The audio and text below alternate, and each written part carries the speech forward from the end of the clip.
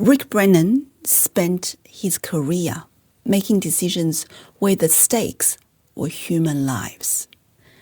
As the World Health Organization's Regional Director of Emergency Operations, and before that, in some of the worst humanitarian crises of the last 2 decades.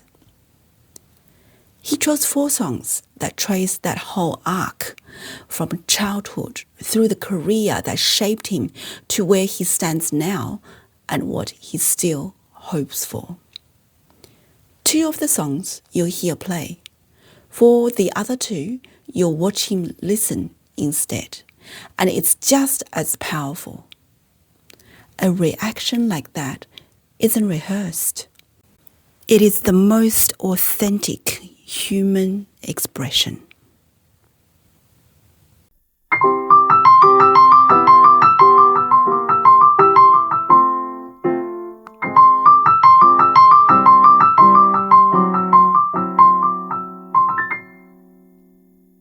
Welcome to Crescendo Conversations, where music offers a lens into the person behind the title. I'm Zen. Through listening-led conversations, we move beyond performance and familiar narratives and listen for how a life has been shaped and what continues to matter beneath it. Some lives are shaped quietly, over time, not by a single defining moment, but by repeated encounters with complexity, uncertainty, and human need. Today's guest is someone whose working life has unfolded largely beyond the spotlight. In places where systems are under strain and decisions carry real weight. Trained as an emergency physician and public health physician, he spent much of his career with the World Health Organization, most recently as Director of Emergency Operations for the Eastern Mediterranean, overseeing emergency responses across more than 50 countries.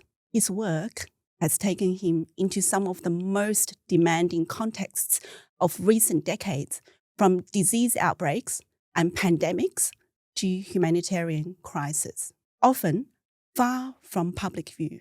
For much of his adult life, home was wherever the work happened to be, across Africa, Europe, the Middle East, and the United States.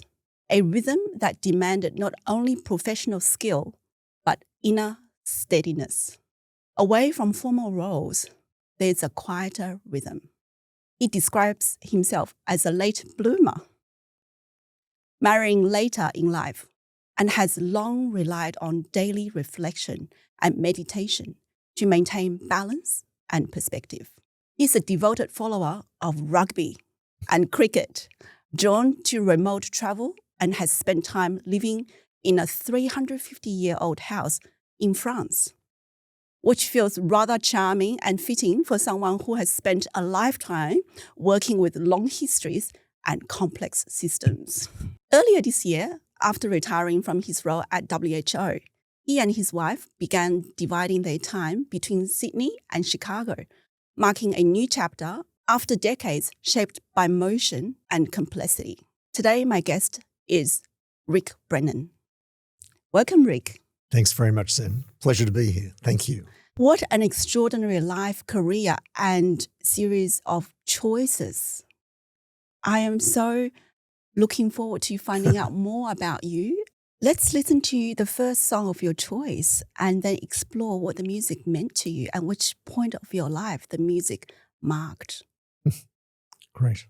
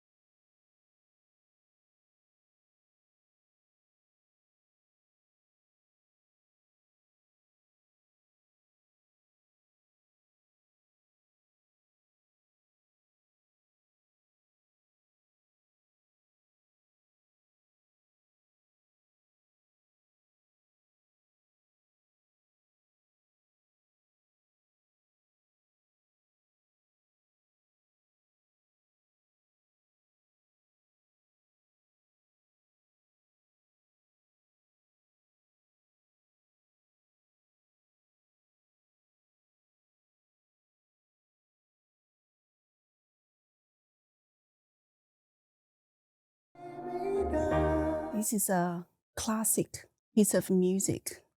And so many of us have so different relationships with the song. What is this song for you, Rick? And what does it mean and evoke in you? Well, I was 10 years old when this song came out, and my father was a rock and roll disc jockey on radio in Sydney. And I loved it immediately. I loved the melody. I loved the words because it, just the sensitivity, the concern for others, the willingness to comfort others, and it meant a lot to me. Very soulful, even as a young kid, and throughout my entire life, I always enjoyed listening to it. And as I got into the humanitarian field, that sense of we often talk about accompaniment for those most vulnerable, those who are neglected, those who've been rejected by their societies. And those themes of solidarity, of accompaniment, of comfort, of being there for others and sacrificing yourself for others, it just means a lot. It was always one of those songs that if I was driving home and it came on the radio, I might go drive around the block again just till the song ended before I went home. It's a beautiful song, and the themes have always resonated since I was a young kid. A 10-year-old boy listening to this song and having so much insight and empathy with the lyrics, the melody, the energy. I find it, it's almost like a cinematic description of the time and what's going on inside of that young boy. What was life like when you were a young boy in Sydney? Look, I had a really blessed upbringing. My parents were both wonderful people. As I said, my father worked in radio. My mother was a housewife. I had an older sister and older brother, and went to a wonderful school, lived in a beautiful community. So life was very, very good. We were middle class, but with all the privileges that middle class life had in Australia, loved our sport, and loved our community. My parents were very thoughtful, very kind, very generous people. They set a wonderful example for my sister and my brother and myself. And my sister and my brother, I think, really model, my parents' behavior. So I had a great example set, and we were always concerned about others in the community and doing things for others. So again, I think the themes of the song really resonated with the environment in which I grew up. Mm. I find it very interesting that a boy that sounds like you grew up in a carefree environment with very caring, thoughtful parents that provided a lot. Absolutely. Stable, carefree. But yet you later in life decided to devote your entire life to looking after other people who are a lot more vulnerable and disadvantaged and less privileged. Was it a turning point, or was it just something that you have always been made aware life is larger than what you knew? Well, even when I was younger, I did some volunteer work. I guess when I was 18, I just left high school and I traveled around India with a Catholic priest and 10 other guys around my age as well. So we went to a number of missions which were providing healthcare and education and so on. We met Mother Teresa. Wow. And we spent 2 hours with her. And you were 18? 18.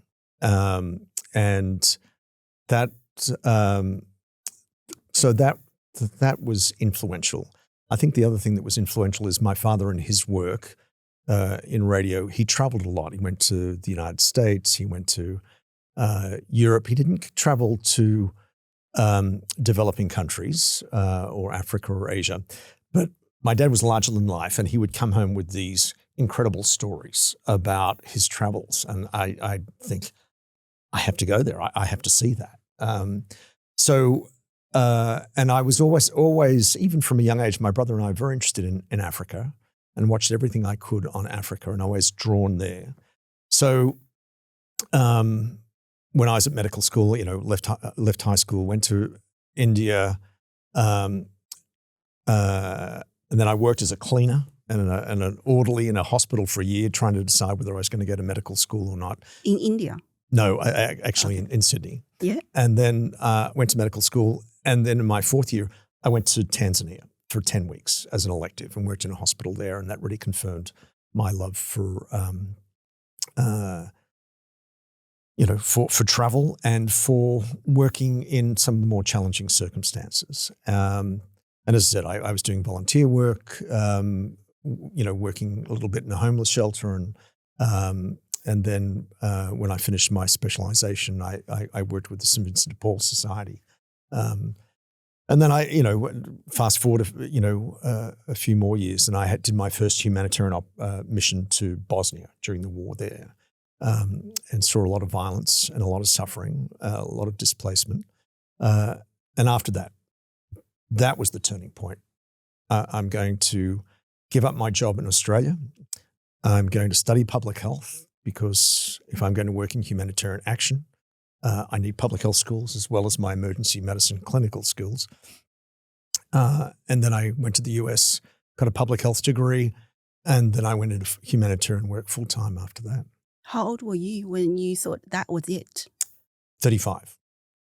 But it was an interesting time because I was offered two jobs on the same day. One was to come back to Australia at a senior emergency physician position in an academic position, and the other one was to stay in the US with the US Centers for Disease Control, CDC, and work on some of their humanitarian work. And it was the toughest decision I've ever had to make. Everyone was advising me to take the Australian job. My gut said, no, stick with the other job. And for a lot less money, a lot less prestige. And my girlfriend said to me, what are you going to do? And I said, against everyone's advice, I'm going to take the lower paid job, the one without a clear job description. And then I burst out crying. I cried like a baby because I knew it was the end of my clinical career. And there was a great sense of loss. But that night, went to bed. I'm a really bad sleeper, had one of the best night's sleep I've ever had. Wake up the next morning, that was the right call. Listening to my gut rather than my head, and never looked back. And have had such a privileged career since then. And I spent the next 30 years in humanitarian work. That almost brings us back to the song we were listening to your senses, your sensitivity, and where your energy and your authentic attention goes. And then you'll be guided. Right. And when you said you quit your job, to me, that was not just quitting a job. It's quitting a very comfortable life and certainty. It's true. Yeah. The privilege you have of being a qualified, physician in Australia, I knew that if things went belly up, if things didn't go the way that I had hoped, I could always come back home. I always had that security and comfort that the worst thing that can happen if, this world wasn't for me, I'd come back home and I had a loving family and friends and I could return to that comfortable life. But the privileges of the other life outweighed those benefits, and again, no regrets. It also reflects your trust in yourself, your decisions, in your intuition and the process. Yeah. How was that received by your girlfriend? She was fine. My parents were furious. My family didn't understand because, by that stage I was a staff specialist at Westmead Hospital in Sydney and, finally, settled down. I'd been living in the US and I'd been living, working clinically as a doctor in the US and Adelaide. And I came back to Sydney and everyone thought, oh, okay, now he's going to settle down, get married, have a normal life. So I only stayed for 15 months and quit and pursued a career path that wasn't certain at all. But I always listen to my inner voice, and that episode really got me listening to my inner voice. And as you say, I've trusted that intuition. Sometimes it speaks more loudly than others, and so you have to spend more time reflecting and listening. But it's stood me in good stead, over the years. In fact, I had to make a really important decision the other day. I just declined a very, privileged job in the US. And again, it wasn't a rational decision. It was really listening to my gut. It's the way I've kind of lived my life, I guess. Mm. When you went against everyone else's advice and what seemed to be the expectation or the norm, and you pursued what your intuition has guided you to do, what was the drive? What was now in hindsight, what absolutely drove you to making that decision that would make you feel so lonely and the future so uncertain? How is that aligned with the values and the purpose, the ambition you had as a young boy? The best I can say is that I think that intuition, that inner voice was so strong on this issue. I consulted a lot of friends and mentors. Everyone advised me to go one path and no one advised me to go the other. But, I've always tried to nurture my spiritual life in my own way. And the only thing I can say is that intuition, that inner voice was so strong on that issue. And in fact, when I called the professor who'd offered me the job back in Australia and told him that I wasn't going to take the job, he said, I could tell. When you came here for the interview, I went for 2 days of interviews and orientation. And he said, I could tell that you weren't going to pursue this. I put it down to that, trying to listen to my gut, tune into that. The professor sounds like a great man with great intuition too. Yeah, fantastic guy. He was the one guy I wanted to work with back in Australia.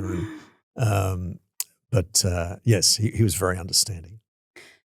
Yeah, also it reminds me often the right decision often doesn't bring us clarity at the time when we make it. Right.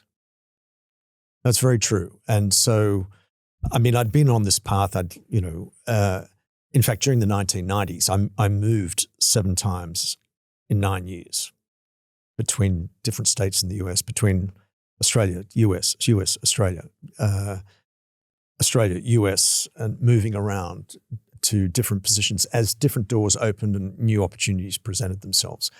So I wasn't clear about where I was going. I knew I was learning a lot, and I knew that I wanted to do humanitarian work.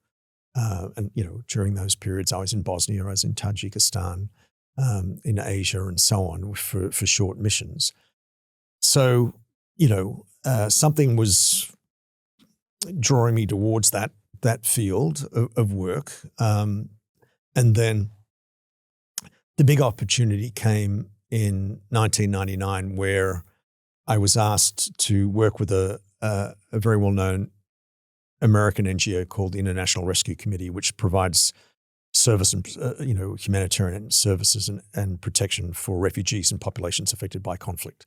So I was working for the US CDC. I was asked to help them develop a strategy for providing health in conflict and humanitarian settings. So I did that. I had to design the health unit, the technical team that would be providing those services. And it was a great experience. I spent 3 months on that assignment, and then I applied for the job and I got the job. So I spent the next 10 years as the health director of the International Rescue Committee based in New York, but we had operations in 25 countries. So, some of the big crises, big refugee camps, Bosnia, East Timor, Kosovo, Congo, Sierra Leone, Afghanistan, on and on and on. And we were scaling up our health services and other elements of humanitarian assistance. So when that opportunity presented, and that gave me a lot more stability. And my parents finally came around when they realized that, this was a serious career, and I'd found some level of stability, and I was able to patch up those differences. Okay, the first song was about your early life, beginning and origin. The next song we have chosen, that is The Weight of Responsibility. Uh-huh. And let's listen to the song you have chosen.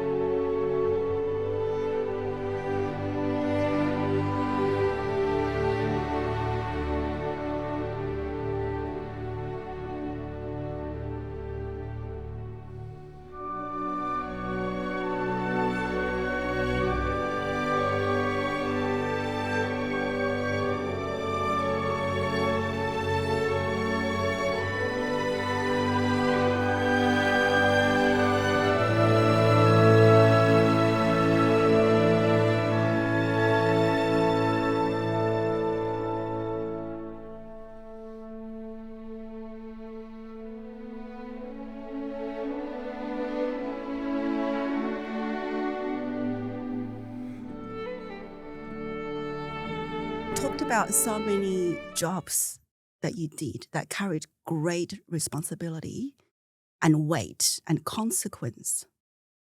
How do you navigate making choices under pressure and dealing with complexity when every option would seem to be not an ideal option? As you say, working in high pressure environments, and during the Ebola outbreak in West Africa, I was the director of Ebola response and coordination for WHO in Geneva, so coordinating all the response there. And then, being my last job in the Eastern Mediterranean, covering Gaza and Sudan and Afghanistan and Yemen and Somalia and so on. So Syria, there are overwhelming number of issues coming at you at any one time. So the important things, I think, are, prioritizing, being as well organized as possible, and communicating. So when you are in a management role dealing with various countries, you and have to make some important decisions, communication is absolutely vital, and being transparent with people. I was constantly in contact with our colleagues on the ground, getting their perspectives, trying to meet their needs. I mean, it wasn't me. My role was not to tell people what to do. My role, and the role of my team, whether we were in New York or Geneva or Cairo, was to serve them, was to serve and meet the needs of our teams on the ground that were providing, essential health services in extremely difficult circumstances. And so, and when you're thousands of kilometers from colleagues dealing with high levels of conflict and violence and insecurity and lack of resources, even if you think that they're not always making the right choice, it's difficult to second guess people from a remote situation like that. Mm. So you have to be patient, you have to be thoughtful, you have to be as supportive as possible, and really take the time to talk things through. If you disagree with a decision someone's making on the ground, really trying to talk that through, be as objective, as evidence-based, as scientifically based as possible to guide them in making the right decision. And most of the time you can sort that out. Sometimes, you have to learn which fights to fight and which ones not to. But on the very rare occasion where things need to be escalated, sometimes I would escalate to the big boss and say, look, we've tried to work this out with the team on the ground. I really do think they're making the wrong decision. I need your intervention. But that probably only happened a handful of times in my career. Sounds like a lot of your very important decisions were guided by the needs of and the wishes of the front line. That's right. That's right. And as you were saying that when you are delegating, coordinating, deciding from a remote headquarter, and you've really got to trust the people you have in your team. Absolutely. And that is really hard. Yeah. Having the knowledge you have and knowing a lot of the intricacies that other people may not know, and then you still have to trust what other people would like to do and have chosen to do and support them, maybe sometimes until it's unattainable. Right. What was the hardest thing about leading in that time or navigating your own purpose, making sense of all the chaos in front of you? Yeah. And I presume sometimes your work would be beyond operational, is almost, how would you describe it? You're right. It could be overwhelming. I mean, I think perhaps the last few years as well, when we, based out of Cairo and supporting all those big crises, and then you had COVID, and then we had earthquakes in Afghanistan. We had the earthquake in Morocco. We had the huge storm and the dam burst in Libya and multiple disease, over 60 other disease outbreaks. So, we used to say it was like whack-a-mole, that arcade game. So knowing when to prioritize and trying to familiarizing myself as much as possible with what was going on at the country level. So traveling a lot to the countries, getting that feel for the field reality, as well as getting to know the colleagues on the ground, getting to know their strengths and their weaknesses, and so that all helped in the decision making processes. But I was very fortunate, in most of my jobs over the years, I've been very fortunate to have had very strong teams, and I had some real superstars in the team. I was based in Cairo. It wasn't just me supporting the countries, of course. I had a whole team, and it was the same when I was in Geneva with a more global role. So I think that I guess one really important event happened to me, around 2001. Again, we had multiple crises ongoing, and my girlfriend unexpectedly dropped me. And so I was, it was a tough time. I was living in this, 40 square meter apartment in New York. I didn't have many friends. I was working 14-hour days, 16-hour days, traveling a lot, didn't have much of a social life. And then my girlfriend at the time said, look, it's over. And I was in my early 40s. All my friends are specialists and married and kids and nice homes back in Sydney. And I thought, what am I going to do now? So that's when I started my daily reflections. So committed 30 minutes a day every morning to some sort of spiritual reflection, whether it was journaling or reading or just, doing my own form of meditation or reflection. And that turned things around for me. That helped me get sense of things. That really helped with my prioritization, my ordering, being patient with myself and being more patient with others as well. So I think that my own little, quirky spiritual exercise every morning really has been kind of the juice that's helped me maintain some sort of level of stability in times of overwhelming demands and priorities. It helped me to prioritize the multiple priorities that we had. When you had to deal with so much responsibility and so much display of injustice, crisis, I think having a moment, a designated moment in your daily life just to be with yourself, tuning to your core values, and it sounds like a reset for you every day. Yeah. And it was also interesting that turning point in your life that encouraged you to turn to spirituality, meditation, and presence was actually the moment when you looked at your own life. Yeah.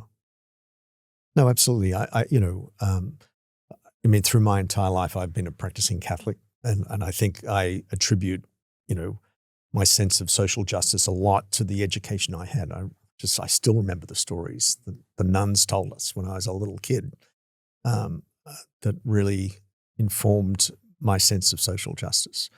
So that I think one of the things I have struggled with in my adulthood, again, as you're saying, seeing the violence, seeing the displacement, seeing the deprivation, seeing the loss, seeing the injustices, is the deep anger you feel at that injustice. And a couple of times in public fora, that anger has come out in not a constructive way. So I think that I've really always tried to control that anger. I'm not an angry guy, but I'm angry at injustice, disinformation, misinformation, distortions, but I've had to control that. And so I think that my daily reflections have helped with that. Making sense of that anger, which was driven, sounds like, by compassion, empathy, purpose, and the seek of justice. Yeah, I like to think that's but unfortunately, as I said a couple of times, it's come out in a non-constructive way. You've got to channel that anger to a positive purpose, and I think that those like daily spiritual exercises have helped me with that. Mm. Well, you have dealt with global emergencies and in such a large scale and intensity. Have you noticed that there are times that systems fail? Yeah. And what have you noticed in what humans, communities, and tribes were able to do when systems fail us?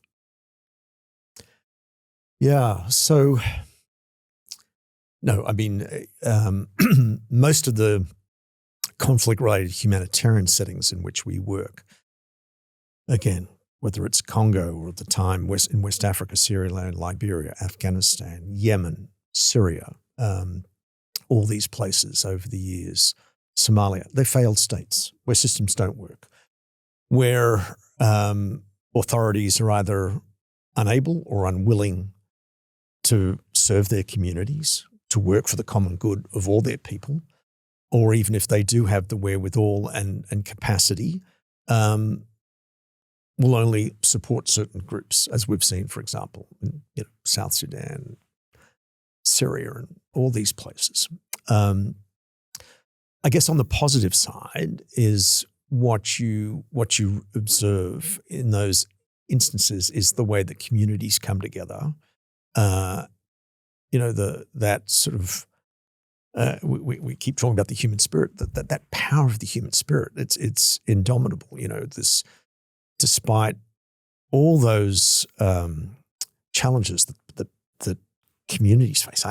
I just have so many images over the years of members of communities who have endured unthinkable loss and deprivation, and seeing how they are so strong, working for their families, working for the communities. It's just, a lot of them, of course, women, but not only, of course. So that's the positive. When systems collapse, you see people stepping forward in remarkable ways. I think that and then humanitarians coming behind, most of the services, of course, in humanitarian settings are provided by locals. But then we as the international community coming through, at our best, I think we're very good. At our worst, we're competitive, we're inefficient, we're bureaucratic. There's been, particularly since the change of government in the US last year, a lot of the things that I felt passionate about over the years humanitarian action, multilateralism, public health. All these areas have been under enormous stress and attack. Mm. And I think one aspect that has concerned me is that I think a lot of the attacks on humanitarianism are coming from the humanitarians themselves. And I think a lot of that, significant amount of that criticism is justified, but I think a significant amount is misplaced and imbalanced. So I think that what's happened over the last couple of years has thrown the humanitarian world off balance in some ways. And I think we're being a bit too critical. I think we've got to take a step back, take a deep breath and say, difficult times, needs are enormous, resources have plummeted, political support has almost evaporated, and we're under attack. We've got to consolidate, we've got to come together and do a reset that is positive and constructed, building on the positive elements of our systems. I think there's too much internal fighting and dragging us down as a collective group. So, I think there are some more constructive conversations to be had within the humanitarian world at a time of real crisis for humanitarian action. Mm. I think it's very poignant for a man like yourself. Sounds like for a big, if not entirely of your career, you worked with imbalance. The need that imbalance has brought to humanity that we need to serve, help, support, improve. Fascinating. Let's go to the third song, which is The Human Constant. What remains unchanged? Beneath systems, policies, and global complexity, what does this music understand about people? I think we just slightly touched on that before. Right. That you said that it never ceases to amaze you how humans, people, tribes, communities, we were able to step up when systems failed. Yeah, absolutely.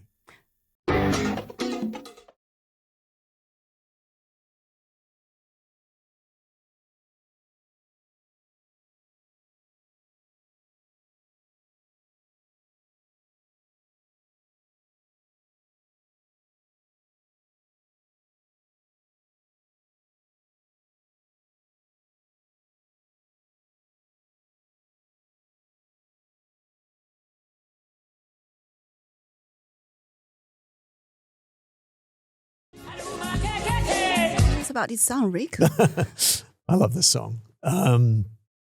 So that's it's called Aduma by Angelique Kidjo, a very famous West African musician from Benin. So I was living in 1994 when that song came out. I was living in Sydney just before, a year before I moved back to the US.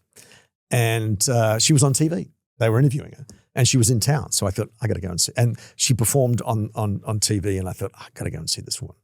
And I went to one of her Sydney concerts and I was blown away. The energy, the vibe, the rhythm, the beat. And I've always, and that the album that song was on came out in 1994 called Aye. And there's some beautiful songs in that. And over the years, I've spent a lot of time in Africa.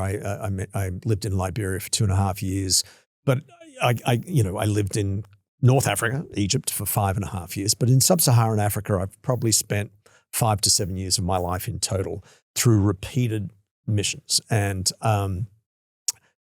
probably visited 24, 25 countries across Africa, and for my work, and I love the vibe and the beat of African music.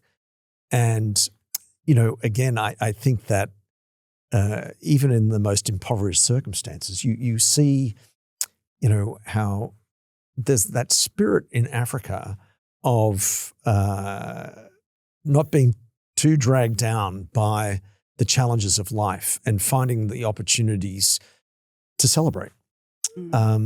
One thing that has always struck me, I've spent 16 and a half years living in the US, 5 or 7 years of my life in sub-Saharan Africa. People laugh a lot more easily in Africa than they do in other parts of the world, certainly in the US. I always laugh more in Australia than I do when I'm in America. And, you know, the things that they'll find a laugh about, I find uplifting. So there's this kind of familiarity, easygoing. You know, my wife would say, Liberians have never met a stranger. They'll always start talking to you. And so there's that fun, welcoming, ready to laugh, ready to dance, ready to sing. And, you know, in my work, I've gone to many remote parts of Congo, of Liberia, of Republic of Congo, and so on. And, you know, walked in, you know, we did these nationwide surveys in the Democratic Republic of Congo. And you'd walk into villages that who knows the last time that, you know, foreigners had ever stepped inside those villages, and the welcome that you would get, incredible. You know, never felt unsafe, never felt concerned. You know, people were always so welcoming. So for me, the vibe of that song reflects my experience of working in sub-Saharan Africa. The fun, the vibe, the vitality. When I eventually got married at 47 and my wife was 48, we put a CD together of our favorite songs. And each of us had 8 songs. And 2 of mine, one was a doomer and the other one was On Earth as It Is in Heaven, the song from the mission that we played earlier. So yeah, for me, you know, living in Liberia, again, like it was the 7th poorest country in the world at the time. But a great spirit of the people there, and you know, we loved our time. I always take the opportunity to go back to sub-Saharan Africa whenever I get the chance. This song sounds like one of your favorites, very top favorites, and played a very important role in your life. The vitality that is treasured and celebrated by people who are least privileged. Sounds like that was the driving force of your work, your dedication, your motivation. Yeah. No, I think that's true. And I think my wife has adopted that spirit as well. So, you know, when we moved to Liberia in 2009, she'd never been to a developing country. And so we went there and she volunteered in an orphanage, in a school in an orphanage. And, you know, the husband and wife team that run that orphanage, I mean, they're living saints, and they'd have these 36 kids. And the mother, Mother Mars, as we used to call her, Evelyn, she taught these kids to dance and would make all their clothing, and they would put on the most unbelievable concerts with beautiful music and beautiful dancing. And, you know, it's such an important part of their culture, of their self-expression. But it gives them something to celebrate and to, you know, there's real joy in those experiences for them as individuals, despite their poverty and their isolation. Again, this sense that the human spirit will always prevail regardless of the circumstances in which we find ourselves. Again, we're returning that important value of trust, trusting life. That's right. And the system and human spirit. Exactly. Let's listen to the last song. And after a remarkable career, living in so many countries and making decisions, contributions that had real consequence globally, Rick, and what still matters to you. Let's listen to this music. Okay.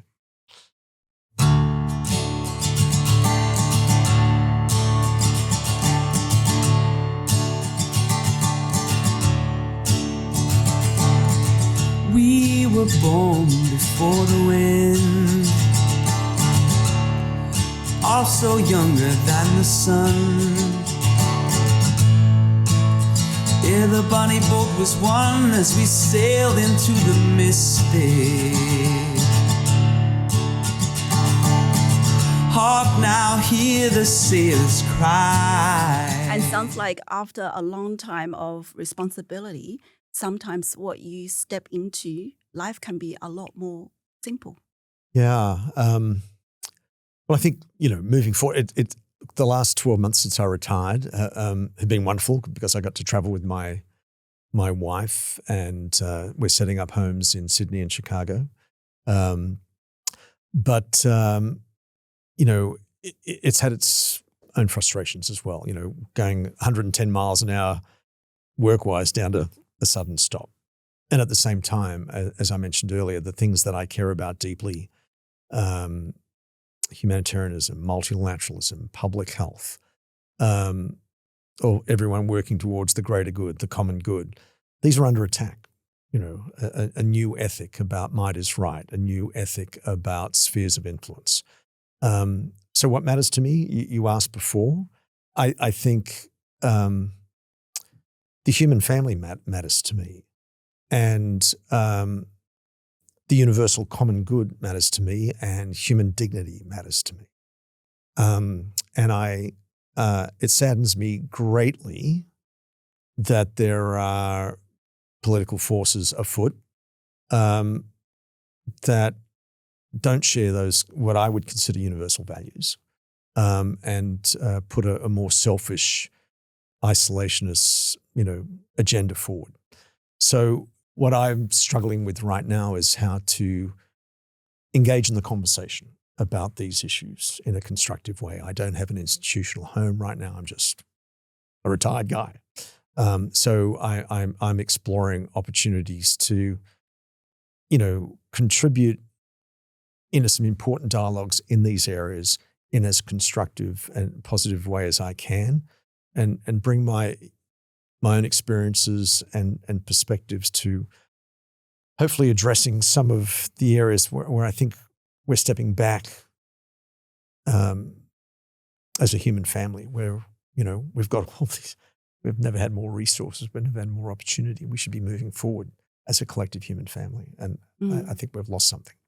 As humans, we were never designed to go from 100 to 0. And listening to you, your experience and the way how you receive and serve the world, Rick, I sense you're definitely, you may have paused your career and reached a career retirement or a position retirement, but it sounds like your mind is very much active. You're still thinking in a global scale, and you are looking for the next opportunity to serve the human family. Well, that's exactly right. I just have to, as I mentioned, I declined a job the other day in the US that would have given me that opportunity. But again, I listened to the inner voice, and it was saying, not now. So I just have to trust that opportunity will come along. So beyond serving the world and serving the needy, what is a life well lived for Rick Brennan? Strong relationships with family and friends. I have a beautiful wife. I don't have much of a family. They're pretty small. I've got my brother and his family and cousins, but they all live hundreds of miles away. And I've been blessed with friendships as well. Now we have friends all around the world, but even being back in Sydney now, over the years, I've come home every year and maintained relationships with my mates from high school and my friends from university and from work. So, we're blessed with I think a very good social life, and just, they have very different lives to the life that I've lived. But I really appreciate, the way that, that they have lived. And we have a place now on the northern beaches of Sydney, and I've been going to the beach most days just for a walk and a surf. Nothing better than that to soothe the soul. You're a man of many interests and skills. Okay, so before we finish, I usually have 3 quick questions for each guest, and they should not take too much thinking, and it's just, again, trust your intuition. Okay. First question, What is the value that has guided you the most? I think being unselfish. I think my parents set that tone, to be thinking of others, to be thoughtful of others, has been a value that I really appreciated from my parents, and I think my siblings modelled as well. Would you say generosity or being unselfish or sacrifice? Look, I think they all come together. I think being thoughtful, being unselfish, being generous, and that sometimes requires, sacrifice. So yeah, I mean, it's all about loving your fellow humans, your fellow man, your fellow woman. But they were examples that my parents set. Yeah. Second question: when pressure is high or things feel complex, what's one practice or habit that reliably helps you regain clarity? I mean, certainly pausing, reflecting, and that reflection may take different forms. As I mentioned earlier, I might just write things down. I might journal. I might pick a bit of spiritual reading. I might listen to that inner voice, wait for it to say something. If it doesn't say something, then I'll start reading or whatever. So yeah, pausing. And then of course, consulting with others. And if I'm confused, if I feel I've made an error, casting the net as wide as I need to get feedback, whether that affirms the direction I'm going or the decision I've made, or whether it gives me some guidance about a course correction. So a spiritual practice plus consultation and using others as a soundboard, that always helps. Definitely. Lastly, if people want to contribute meaningfully without burning out or performing, what would you want them to understand early? Well, I guess one of the themes that keeps coming through in this discussion, and it's something that I've raised in talks recently with young people, don't neglect your spiritual life. We have, in this world today of such intensity, I think it is, we've got busy professional lives, busy personal lives, busy family and social lives, economic pressures, the general atmosphere right now of tension and competition and political uncertainty. I think it's really important to get into a practice of pausing, reflecting, and finding a practice that works for you. Again, there are a lot of different, ways that people feed their spiritual life, but you've got to reserve time for it. So find what works for you, whether it's a reflection, whether it's a reading, whether it's, a religious service, whether it's journaling, and on and on and on. But recognize that we have that spiritual dimension to our lives and feed it. Feed the positive dimensions of that, the good values, the virtues. Focus on those. What a powerful and urgent piece of advice for our very intense life. Rick, beyond the enormous responsibility and service that you held and your very impressive resume, today we had this privilege and opportunity to get to know you, of a man of compassion, generosity, a spirituality, and a great sense of service. I feel very privileged to get to know you and to know your stories a bit more. Thank you so much for spending time with us and sharing your life and stories. Thank you, Zen. It's a privilege and honor. Thank you very much for the opportunity. It's great meeting you, and Thank you. Thank you. It's been a great experience.